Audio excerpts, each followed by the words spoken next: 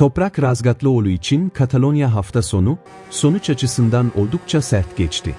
Düşük tutuş seviyesi ve MotoGP motosikletlerinin hassas yapısı, temsilcimizin alışık olduğu sürüş karakterini ciddi şekilde zorladı. Sıralama turlarında son sırada kalan Toprak, sprint yarışında da istediği ritmi bulamadı. Ancak pist üstündeki tabloya rağmen Yamaha cephesinde panik havası yok. Çünkü takım yönetimi, sonuçtan çok gelişim sürecine odaklanıyor. Özellikle veri analizlerinde görülen değişimler, Toprak'ın MotoGP uyum konusunda önemli adımlar attığını gösteriyor. Yarış temposu hala dalgalı olsa da, bazı virajlarda lider gruba oldukça yaklaşabilmesi dikkat çekti. Ve bu durum, gelecekte çok daha büyük sıçramaların habercisi olarak yorumlanıyor. Gino Borso'ya göre, Toprak'ın temel problemi hız eksikliği değil. Asıl mesele yıllardır oturmuş sürüş refleksler. Superbike motosikletleri ile MotoGP motorları arasında çok büyük karakter farkları bulunuyor. Toprak yıllarca frenaj ağırlıklı, agresif girişlere dayalı bir stil kullandı. Ancak MotoGP'de aynı yaklaşım, lastik yönetimi ve aerodinamik yapı nedeniyle her zaman çalışmıyor. Borso'ya göre sürüş stilini tamamen değiştirmek ciddi zaman istiyor. Ve bunu yarış hafta sonları içerisinde yapmak hiç kolay değil. Çünkü sürücüler her seansta sonuç almak zorunda hissediyor. Bu yüzden gelişim süreci dışarıdan görünenden çok daha yavaş ilerliyor. Fabio Quartararo şu anda Yamaha'nın temel referans sürücüsü konumunda. Takım mühendisleri Toprak'ın gelişimini değerlendirirken Fransız pilotun verilerini baz alıyor. Ve Borso'ya göre en dikkat çekici detay şu: Toprak artık bazı virajlarda Quartararo'ya çok benzer çizgiler kullanmaya başladı. Bu değişim küçük görünse de MotoGP dünyasında oldukça büyük anlam taşıyor. Çünkü burada motosikleti yalnızca hızlı sürmek yetmiyor. Doğru şekilde sürmek gerekiyor. Özellikle giriş hızı, motoru yatırma açısı ve gaz açma anı, MotoGP'de belirleyici faktörler arasında yer alıyor. Toprak'ın bu detayları öğrenmeye başlaması ise Yamaha için de oldukça olumlu bir işaret olarak görülüyor. Borso'nun en dikkat çekici sözlerinden biri, gelişim süreciyle ilgiliydi. Deneyimli takım patronuna göre Toprak, önce 2 adım geri atacak, ardından 4 adım ileri gidecek. Bu ifade aslında MotoGP'ye geçiş yapan birçok sürücünün yaşadığı süreci özetliyor. Yeni motosiklete uyum sağlayabilmek için bazen eski alışkanlıkların tamamen kırılması gerekiyor. Ve bu durum, kısa vadede performans düşüşü anlamına gelebiliyor. Ancak takım içindeki beklenti, bu geçiş tamamlandığında Toprak'ın gerçek hızını göstermeye başlayacağı yönünde. Yamaha mühendisleri özellikle yarış temposundaki küçük gelişimlerin gelecekte büyük fark yaratabileceğini düşünüyor. MotoGP'de sürüş stilini belirleyen en büyük unsurlardan biri lastikler. Superbike'ten gelen birçok sürücü, MotoGP lastiklerinin davranışına alışmakta zorlanıyor. Toprak için de durum farklı değil. Özellikle ön lastiğin çalışma aralığı ve motosikletin aerodinamik dengesi, sürüş şeklini doğrudan etkiliyor.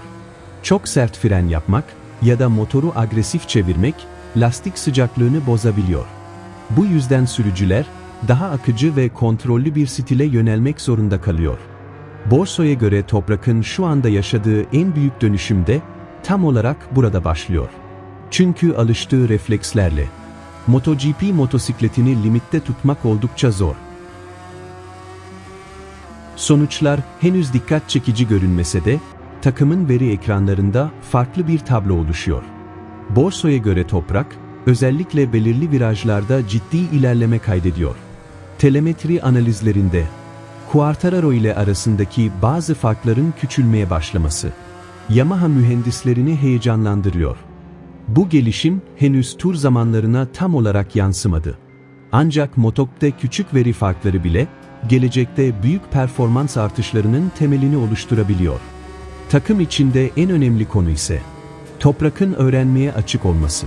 Çünkü sürüş stilini değiştirmeyi kabul etmek bile MotoGP seviyesinde büyük bir adım olarak görülüyor.